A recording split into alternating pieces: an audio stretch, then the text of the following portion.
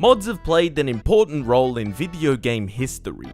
Many of today's popular games were originally born from mods of other titles. Dota 2 a sequel to a mod for Warcraft 3, CSGO a sequel to a mod for Half-Life, Team Fortress 2 a sequel to a mod for Quake. Basically, Valve can thank modders for their entire existence. There is an incredible variety of mods out there for all sorts of games, and the role that they play can vary greatly. From simply being a cosmetic patch to expanding upon a game's mechanics and content to transforming a game completely to this. Oh god, oh fuck. Mods are a fantastic way to reinvigorate our love for games, to create a different way to play, or to add a swath of extra content to help make the game feel new again. They can also be a way to patch out annoyances or issues that we have with them, or to simply have a bit of fun. Many developers purposefully make their games easily accessible to modding, and with platforms like the Steam Workshop allowing communities to get involved with games and create their own custom content, modding is as easy as it's ever been. And then you have Nintendo, who are total fucks about it. That being said, I am one for the idea that it is not the responsibility of the modding community to fix games. No matter how mod friendly a game might be, it should not rely on mods to get it over the line. I mean, if a game needs mods to be good, wouldn't that imply it's a little bit shit? What could be considered a mod is quite a broad concept. It can be as simple as a mere database or cosmetic update, or a total overhaul of a game and its systems.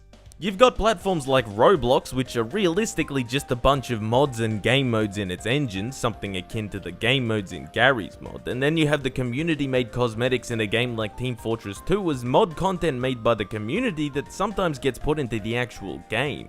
The more general term for a mod is basically extra content for a game or a change to something in a game or its mechanics. It can vary from something like Terraria's overhaul mod to replacing the dragons in Skyrim with Thomas the Tank Engine.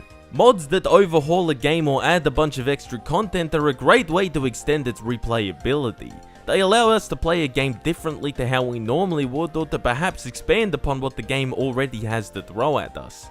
Cosmetic or quality of life improving mods should not be underestimated, however. One particular example is the Dwarf Therapist mod for Dwarf Fortress, a game that is already daunting enough as it is, that provides a much more streamlined and user-friendly interface than the vanilla game, and certainly helps when you're just getting into the game.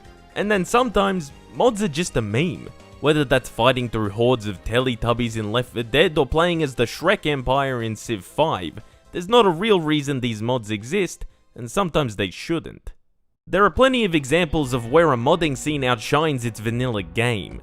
The only reason I bought Arma 2 was so I could play DayZ, even though it was a busted ass piece of shit. Plenty of games also embrace mods and tried to make it easy as possible for communities to get in and spice them up. How easy it is to install custom texture packs in games like Dwarf Fortress or Minecraft makes it easy for us to put our own spin on something as simple as how the game looks. As previously mentioned, the Steam Workshop provides an easy avenue for modders to get their content out there, and makes it simple for players to access these mods and give them a go.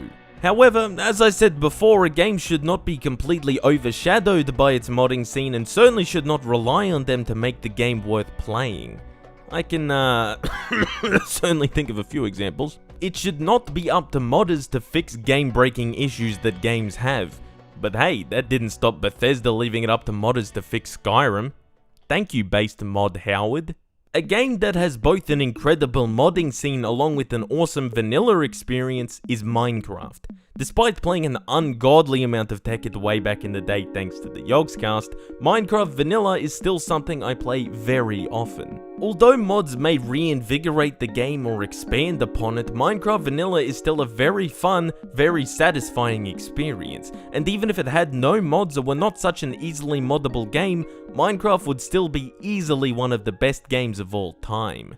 However, modding plays more of a role than simply expanding upon or reshaping games. Modding is a good alternative for aspiring devs who may not have the resources to develop their own engine or title from scratch. And it's not all just fan games and ROM hacks. Counter-Strike was initially a Half-Life mod whose developers were hired by Valve to make it a standalone game, and is now the predecessor to one of the most popular games of all time. One of my most beloved games, Team Fortress 2, was born from the original Team Fortress, which was also developed by a team hired by Valve to port their original Quake mod to become a Half-Life mod instead.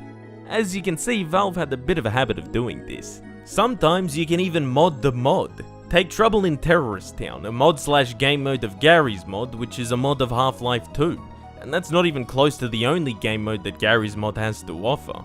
Regardless, developing a game as a mod is certainly a lot easier than building one up in your own engine from scratch, and provides a great pathway for developers to get into the industry, and has historically led to the creation of some of today's most popular games.